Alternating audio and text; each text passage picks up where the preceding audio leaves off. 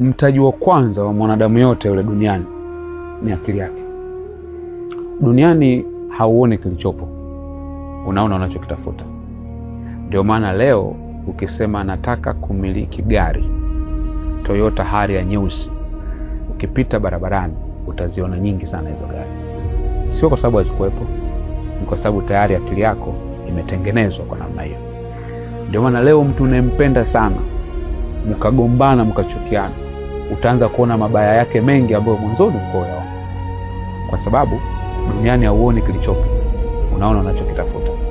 Kijana yoyote yule ili azione fursa, lazima aondoe akilini mwake kwamba fursa ni chache, fursa hizo wanapewa watu fulani, hizo fursa haziwezekani. Ukiweka hivyo, ubongo wako unakutengenezea kiwingu na giza. Hautaziona fursa hata kama zipo karibu yako. Ndio maana unaweza kaona kuna mtu anaweza akasafiri kutoka mbali akaja kijijini kwako, akaiona fursa akaitumia na ikampatia pesa.